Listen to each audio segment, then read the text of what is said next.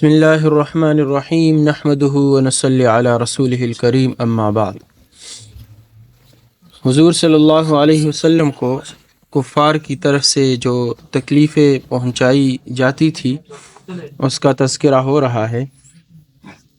عروہ بن زبیر رحمۃ اللہ علیہ فرماتے ہیں کہ میں نے ایک بار عبداللہ بن عمر بن عاص رضی اللہ عنہ سے کہا کہ مشرکین نے حضرت رسول اللہ صلی اللہ علیہ وسلم کو جو تکلیف پہنچائی ہو اس کا ذکر کریں، تو عبداللہ بن عمر بن عاص رضی اللہ عنہ نے فرمایا کہ ایک روز رسول اللہ صلی اللہ علیہ وسلم حتیم میں نماز ادا فرما رہے تھے۔ عقبہ بن ابی معیط نے آ کر گردن میں کپڑا ڈال کر اس قدر زور سے کھینچا کہ گلا گھٹنے لگا۔ سامنے سے حضرت ابوبکر رضی اللہ عنہ آ گئے اور عقبہ کو ایک دھکا دیا اور یہ آیت پڑھی: اتقتلون رجلا ان يقول ربی اللہ وقد جاءکم بالبینات من ربکم، کیا تم ایک مرد کو اس بات پر قتل کرتے ہو کہ وہ کہتا ہے کہ میرا پروردگار صرف اللہ ہے، اور اپنی نبوت اور رسالت کے واضح اور روشن دلائل تمہارے پاس تمہارے رب کی طرف سے لے کر آیا ہے۔ فرعون اور حامان نے جب موسیٰ علیہ السلام کے قتل کا ارادہ کیا تو فرعون کے لوگوں میں سے ایک شخص نے جو مخفی طور پر حضرت موسیٰ علیہ السلام پر ایمان رکھتا تھا یہ کہا کہ کیا ایسے شخص کو قتل کرتے ہو جو کہتا ہے کہ میرا رب اللہ ہے۔ حق تعالی شانہ نے اس قصہ کو سورہ مؤمن میں ذکر فرمایا: اعوذ باللہ من الشیطان الرجیم، وقال رجل مؤمن من آل فرعون یکتم ایمانہ اتقتلون رجلا ان یقول ربی اللہ، کہا ایک مرد مسلمان نے جو فرعون کے لوگوں میں سے تھا اور اپنے ایمان کو چھپاتا تھا، کیا تم ایک مرد کو محض اس لیے قتل کیے ڈالتے ہو جو یہ کہتا ہے کہ میرا رب اللہ ہے۔ مسند بزار اور دلائل ابی نعیم میں محمد بن علی سے مروی ہے کہ ایک روز حضرت علی کرم اللہ وجہہ نے اثناء خطبہ میں فرمایا: بتلاؤ سب سے زیادہ شجاع اور بہادر کون ہے؟ لوگوں نے کہا آپ۔ حضرت علی رضی اللہ عنہ نے فرمایا: میرا حال تو یہ ہے کہ جس کسی نے میرا مقابلہ کیا میں نے اس سے انتقام لیا، سب سے زیادہ شجاع تو ابو بکر تھے۔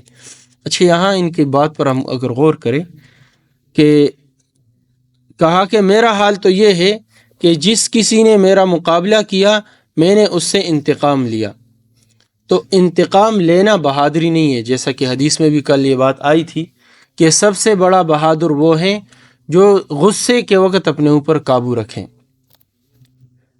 سب سے زیادہ شجاع تو ابو بکر تھے۔ میں نے ایک بار دیکھا کہ قریش رسول اللہ صلی اللہ علیہ وسلم کو مارتے جاتے ہیں اور یہ کہتے جاتے ہیں: انت جعلت الآلہۃ الہ واحدہ، تو نے ہی تمام معبودوں کو ایک معبود بنا دیا۔ ہم میں سے کسی کی ہمت نہ ہوئی کہ آپ کے قریب جائیں اور آپ کو دشمنوں سے چھڑائیں۔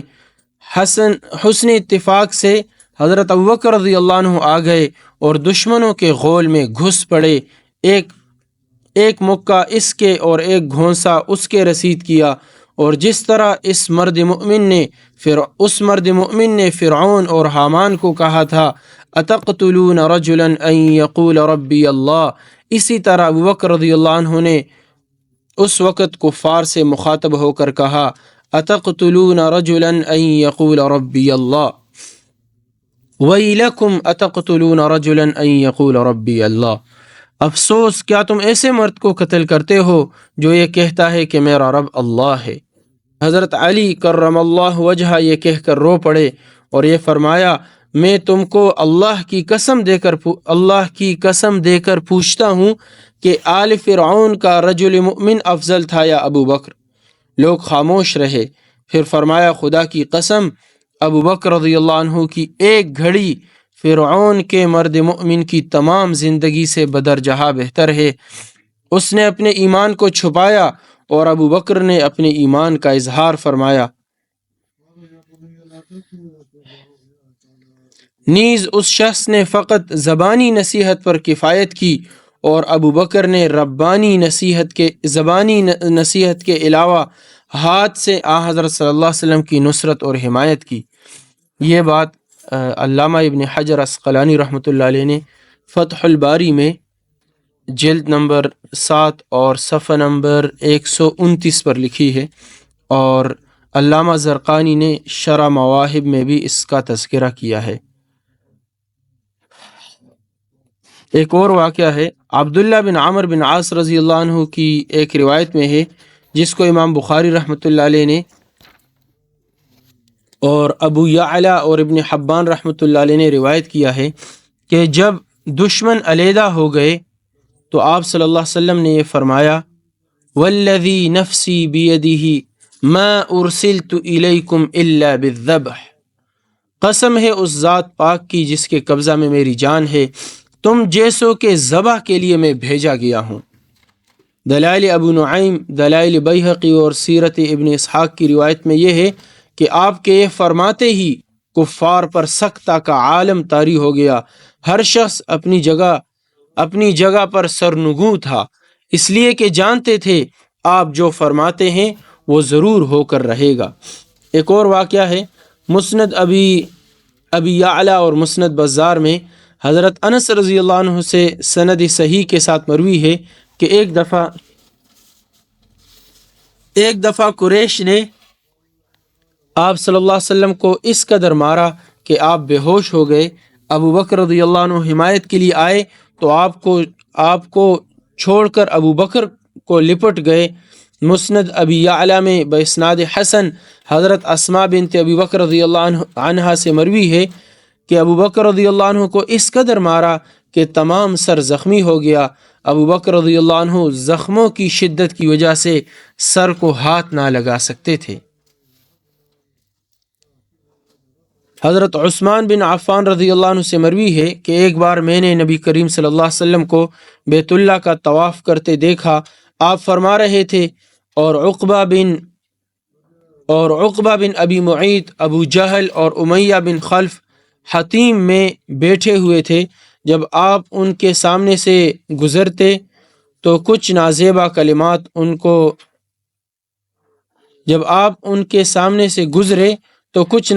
کلمات آپ کو سنا کر کہیں۔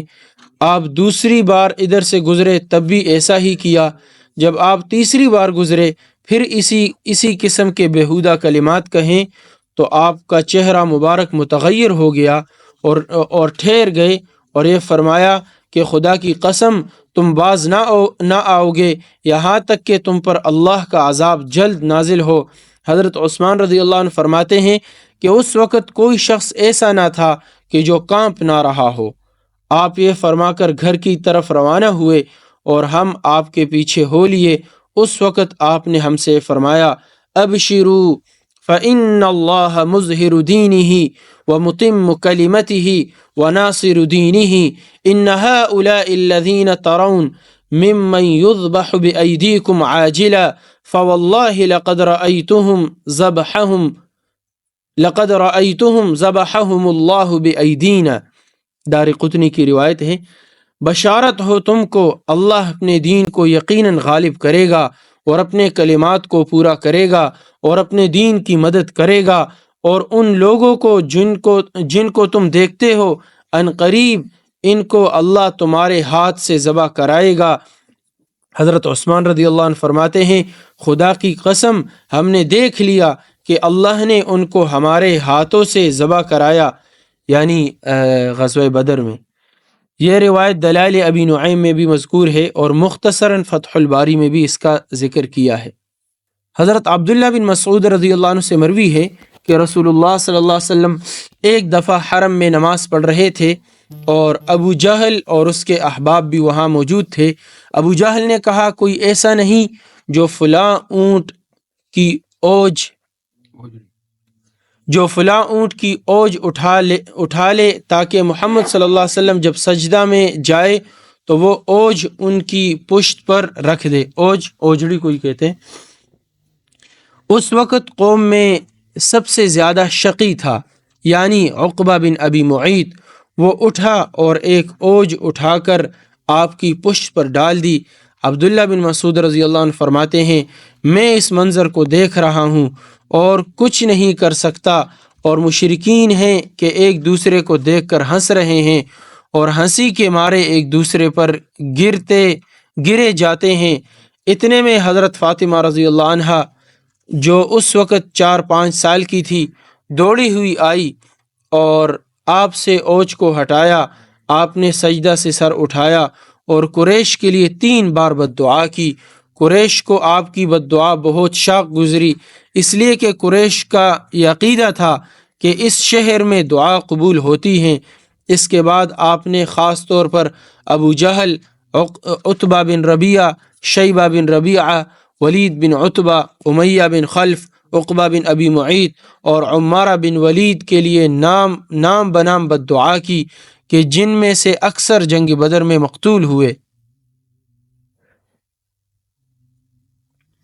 بخاری شریف کتاب الطہارہ اور کتاب الصلاۃ ایک روایت میں ہے کہ کپڑوں کی طہارت کا حکم یعنی وَثِيَابَكَ فَطَهِّرْ، یہ آیت اسی واقعہ کے بعد نازل ہوئی تھی، کیونکہ آپ نماز پڑھ رہے تھے اور انہوں نے اوجھ ڈالی جس کی وجہ سے کپڑے ناپاک ہوئے، تو آئندہ کے لیے اللہ نے آیت اتاری وَثِيَابَكَ فَطَهِّرْ کہ آپ جب نماز پڑھیں تو اپنے کپڑوں کو پاک رکھیے۔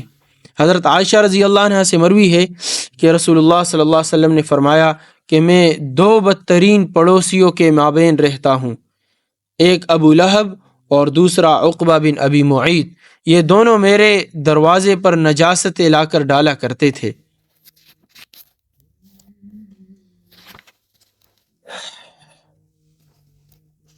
یہ واقعات تھے کچھ جو کفار مکہ کی طرف سے آپ کو تکلیفیں پہنچا کرتی تھی۔ وہ جو آپ کو تکلیفیں پہنچاتے تھے آپ نے اس پر صبر کیا، لیکن آخر کار آپ صلی اللہ علیہ وسلم نے ان سب کے لیے بد دعا کی اور جنگ بدر میں یہ سارے کے سارے قتل ہو گئے۔ اس کے بعد جیسے پہلے سلسلہ چل رہا تھا صحابہ کرام کیسے اسلام میں داخل ہوئے، تو ان میں سے ایک ہے ضماد بن ثعلبہ رضی اللہ عنہ، ان کا اسلام۔ ضماد بن ثعلبہ ازدی زمانہ جاہلیت ہی سے آپ کے احباب میں سے تھے، دوستوں میں سے تھے۔ منتر اور جھاڑ پھونک سے لوگوں کا علاج کیا کرتے تھے۔ بعثت کے بعد مکہ آئے، دیکھا کہ لڑکوں کا ایک غول آپ کے پیچھے ہیں، کوئی ساحر اور کاہن کہتا ہے اور کوئی دیوانہ اور مجنون بتلاتا ہے۔